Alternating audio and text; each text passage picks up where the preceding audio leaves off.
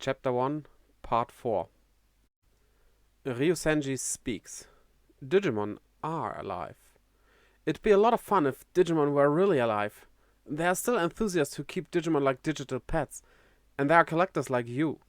For a codecracker like me, Digimon are a useful AI tool. For Eiji, Digimon are an important tool for his work.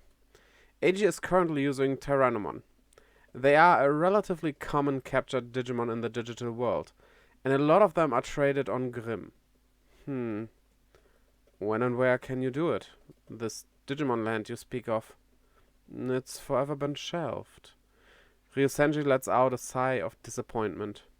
Oh dear. It's hard to make it real. That's why the digital world remains a secret of mankind. Ryusenji's words remind Eiji of the images of the plane crash he had just been shown. There are people who use Digimon for crimes. They are codecrackers who are not good at what they do. Codecrackers are generally in the gray zone, but even among them, there are those who are black and white. And then there are the gray ones that are almost white, and gray that are almost black. There are those who are nice to talk to, and there are those who are really bad criminals, and even those who are enemies of all mankind. Anyway, network failures, information theft through unauthorized access, and cyber terrorism have been occurring frequently here and there in recent years. In fact, Digimon as an AI tool has a lot to do with it. As shown in the video, there was an incident in which a Digimon used by a terrorist actually brought down an airplane. That, of course, has not been made public. Digimon in the digital world are unknown to the general public. The leaders of the world and international organizations have been covering up the existence of the Digimon and the digital world. In any case, it would be too much of a scandal if a character from a theme park was used as a tool for criminals to commit cyber terrorism. Publicizing the digital world and Digimon means publicizing Digimon crimes to the world. What do you think will happen if we do? Panic. Exactly. The media, whose job it is to stir up anxiety about Digimon being invaders from another world, will start to make a fuss. It would be easy and short-sighted to assume that the digital world and Digimon are evil. The majority of human beings still don't know about the digital world. And even if they do, they don't understand it. Ryusenji, being the genius that he is, says something that's difficult for Eiji to understand. That there is another world beyond the network that is different from the real world. That Digimon are actually alive. And even if they do, they don't understand it. Professor Ryusenji. The first thing that he did was to ask himself, is there a real world where the Digimon are alive? Digimon are alive. Crackerfang, Eiji, don't you want to know? The real world and the digital world, the truth of the two worlds. Don't you want to see the other side of the world? Well, of course I would. Eiji is immediately excited. I mean, I know nothing about it. For me, the digital world is all the information on the black and white screen of the digital dock. But Professor, the world you're seeing must be different from those that we have seen, right? Yes, it must be like the one I saw in the video. The sea of networks, the real world, and the digital world. A glimpse of the world beyond the noise. Do you know why the image I showed you in D4 is top secret? Do you know why it's kept secret from the public? It's because, Eiji says, the images are real? Because it's not a fictional promotional video, but an actual video of the digital world? Yes, that view is an imaginary image of the true digital world generated by the AI based on observed data. And Digimon really do live in the digital world. So the real extraterrestrials are on the digital network, not in outer space. Ryusenji looks into Eiji's eyes. What he's saying is not a metaphor or a a unique way of looking at things. Digimon are alive. Eiji looks at the hololized Modoki Betamon. It's alive. If that is the case, then Tyrannomon, which he has been using as an AI tool, are also alive?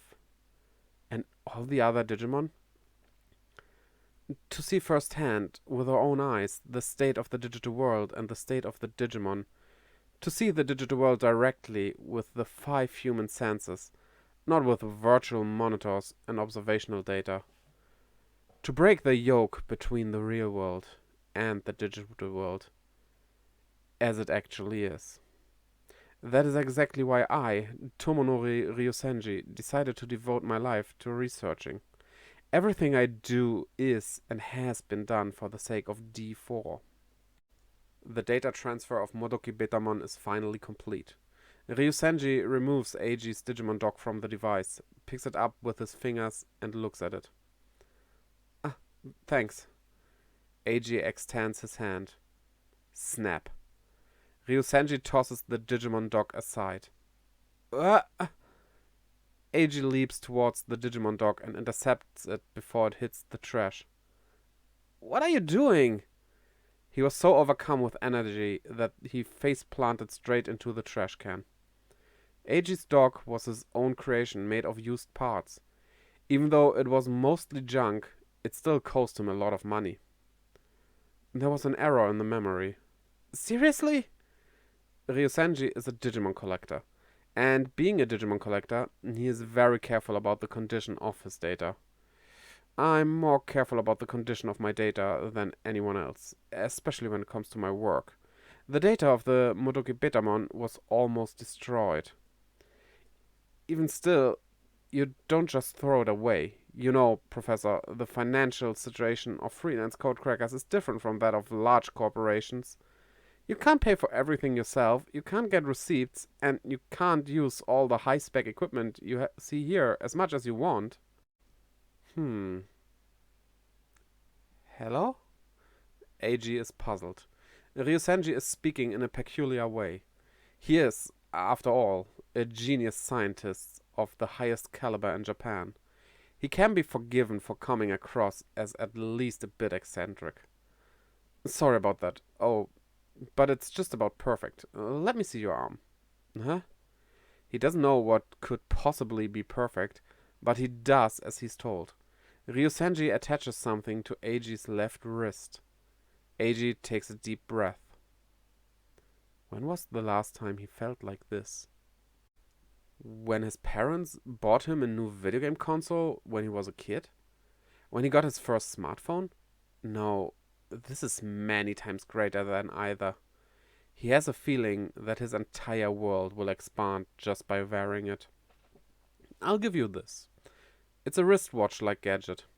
Abaddon Electronics Corp. Is this state-of-the-art Digimon dock? And a smartwatch type? Eiji feels like jumping up and down, doing 3.5 cartwheels. AE's products are easy to modify into digital monitors and are highly regarded among codecrackers. And this is a genuine AE product. It's a trade secret, because it's related to Digimon. A Digimon linker. And this is the prototype of a product I've been working on. Professor Ryosenji, not that I didn't already know this, but you're amazing. On Eiji's arm, the wristwatch-type Digimon dock begins to set itself up automatically. I'm also the technical director of the Digimon dock division. It has a biometric vital sensor, so it can only be used by you, the person to whom it's registered. Oh, so it's only for me. It's a medical device class sensor. It records pulse, blood pressure, respiration, body temperature, and so on. It comes with a 24-hour medical support system via our life support. So, I'm gonna be healthy, Eiji responds enthusiastically. It also supports the hololization function. Originally, Digimon hololization was only allowed at DDL and a few other facilities, but this is a special exception. Anyway, it's special. Special. Special. But This is a prototype. Is it really okay? There must be some kind of catch. You have nothing to worry about. This is simply a gift from me to you. Oh, wow. But here's the thing. Yep, I knew there was a catch. I know you better than you may think. That being said, Eiji has no intention of parting with his smartphone-type Digimon dock. He wants it. The Digimon Linker is, without a doubt, a digitally enhanced version of Eiji's own dock. I want to see what Cracker Fang can do with it when I ask him to do his next job. I'll do it. That was fast. That's good. I like that about you. Ryosenji takes Eiji's arm and presses a switch on the side of the Digimon Linker. The screen glows faintly. A mysterious flame seemed to flicker from the clock screen. Lugamon, child, dark beast, virus type. The tiny color screen showed a Digimon he had never seen before. Eiji's eyes twinkle. Dog? After receiving a new request from Professor Ryosenji, Eiji goes through the gate alone and returns to the reception hall on the first floor. The yoke between the real world and the digital world. In the center of the hall, the three-way object is being hololized. Oh, good evening. Hatsune speaks to him first at the reception desk. Do I return my pass here? Please put it here. Thank you very much. Eiji returns the pass. Hatsune notices the device on his arm. Oh, this? Professor Ryosenji gave it to me. Do you know of it? It's a Digimon dock. Eiji shows off his new smartwatch-type gadget to Hatsune. Hatsune scurries around and then whispers back. It's confidential, isn't it? The newest model? Maybe it was her position as a receptionist, or maybe not. But she seems to be a very well-informed person. It's just a test run of a prototype. Wow, that Professor Ryosenji would immediately ask you to do a test for him is impressive. He must really trust you. Rather than flattering him, Hatsune seems to be genuinely surprised. I wonder. I mean, you really think so? Absolutely. Professor Ryosenji looks so... Hatsune hushes her voice. He's got a certain awkwardness about him. He is peculiar, isn't he? Eiji just blurts it out. Hatsune's attitude is completely different from the first time he saw her. But that's not a bad thing. I'll see you later. Sure, Nagasumi. You can call me Eiji. Likewise, you can call me Hatsune or whatever you want. So, this is your admission record. I noticed that the occupation section is still blank. If you don't mind me asking, what should I put there? Hatsune is fidgety, as if anticipating something. My occupation? Eiji thinks a little. I'm a freelancer. I have no set occupation. Basically, I have no established job. I'm Eiji Nagasumi, a code cracker. Huh? Hatsune's reaction was the most subtle of the day.